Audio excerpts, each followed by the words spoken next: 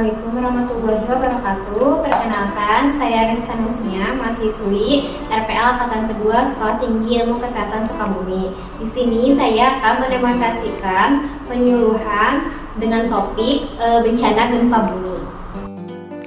Assalamualaikum warahmatullahi wabarakatuh. Bu, perkenalkan, saya Renisa, mahasiswi perawat yang sedang berkunjung ke desa ini ya. Kalau boleh tahu, Ibu di desa ini sebagai apa? Saya di sini sebagai ketua tim penggerak PKK Atau tim penggerak PKK ya. Ibu namanya siapa? Saya namanya Ibu Nita ya. Baik Ibu Nita, saya izin meminta waktunya kurang lebih 10-15 menit ya Bu untuk berbincang-bincang mengenai, saya akan menyampaikan mengenai bencana gempa bumi ya Bu ya. Untuk tempatnya di sini saja tidak ada apa boleh ya. Baik ya, untuk waktunya kurang dari 15 menit tempat di sini topik tentang bencana gempa bumi. Apa Ibu bersedia? Iya Bu. Baik Bu, kita mulai Bu. Sebelum itu ada yang ingin saya tanyakan terlebih dahulu ya. Apa Ibu tahu apa itu pengertian dari gempa bumi? Gempa bumi itu goncangan ya. Rencananya ya. Baik Ibu, itu sudah betul saya rincikan ya Bu ya.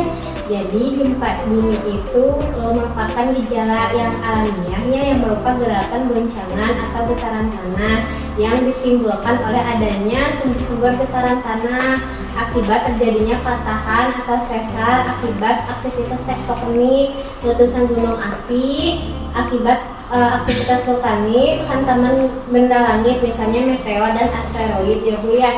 Atau bisa juga ada dari ada ledakan bom akibat ulah manusia ya. Nah, terus gempa bumi ini bisa menimbulkan kerusakan ya Bu ya, seperti hancurnya bangunan rumah, sekolah, fasilitas kesehatan, dan konstruksi prasarana fisik seperti jalan, jembatan, bendungan, pelabuhan, dan lain sebagainya Bu. Bagaimana Ibu penjelasan saya? Kecepatan atau tidak? Enggak. Kita dilanjut ya Bu ya. Lalu nih Bu, ada langkah-langkah evakuasi gempa bumi ya Bu.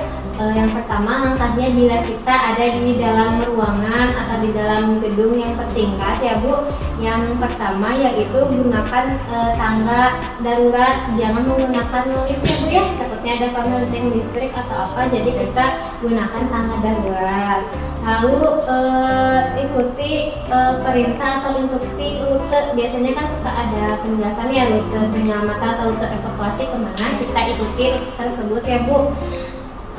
Lalu jangan menggunakan telepon kecuali untuk melaporkan keadaan darurat ya. Lalu berjalan atau menuju ke titik kumpul, titik evakuasi ya Bu ya. Nah, itu saat kita ada di dalam gedung atau ruangan. Baik, yang selanjutnya bila kita ada di luar ruangan atau di ruang gedung, kita harus menuju ke tempat yang luas, tidak dekat gedung atau bangunan-bangunan, takutnya ada terjadi reruntuhan. Kita juga harus jauh dari pepohonan, pokoknya yang area luas terbuka kita kumpul di situ ya Bu ya. Nah, yang selanjutnya untuk penyelamatan diri saat gempa ya Bu ya, kita untuk evakuasinya jangan berlari Bu, kita jalan seperti biasa aja, takutnya kita kesandung atau apa ya kalau saat berlari ya. Terus bila kita tidak berlari, misalnya ada meja yang kokoh, kita sambil menunggu, karena takutnya kalau lari kita kan panik ya Bu, kita bisa menyamarkan diri terlebih dahulu di bawah kolong meja, tapi mejanya juga yang kokoh ya Bu ya. Nah, kita cek dulu, kita lindungi, kita berlindung di situ di bawah meja. Lalu saat misalnya berjalan keluar evakuasi, kita hindari ke daerah yang dekat kaca, takutnya kacanya pecah ya, partisi kaca, atau ada rak gantung atau ada lampu kabel di sekitar, kita hindari ya Bu ya. Intinya ya Bu ya, kita harus jauhi hal-hal yang akan membuat diri kita cedera ya Bu ya.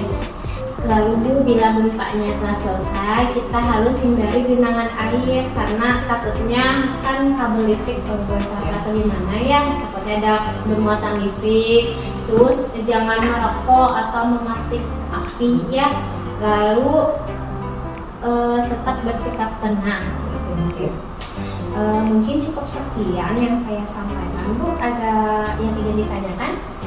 Mungkin ini aja kan kalau misalkan kita menghadapi bencana itu ya apapun gitu, kadang kan kita tuh panik ya, padahal hal itu yang harus dihindari ya, Iya, benar nggak? Iya.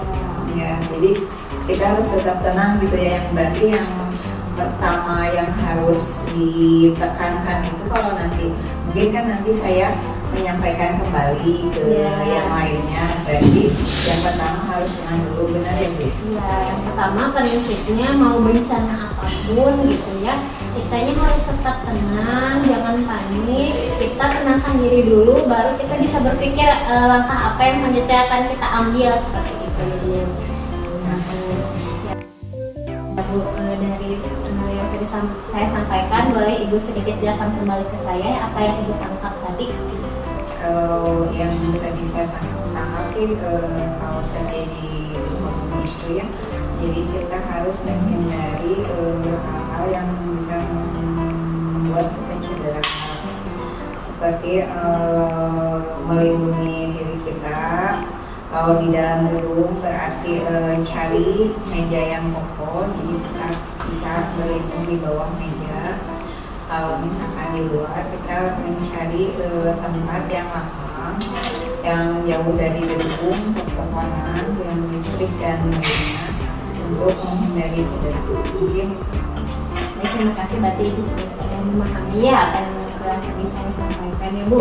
Untuk sekarang saya cukupkan, mungkin nanti di minggu depan saya izin meminta waktu Ibu di tempat ini dengan waktu yang sama ya, sekitar jam 10 seperti sekarang, untuk membahas lebih lanjut tentang masalah gempa bumi. Nanti saya akan membawa media namanya leaflet, nanti Ibu bisa baca dan bisa disampaikan ke teman karang-taruna yang lain mungkin ya Bu ya.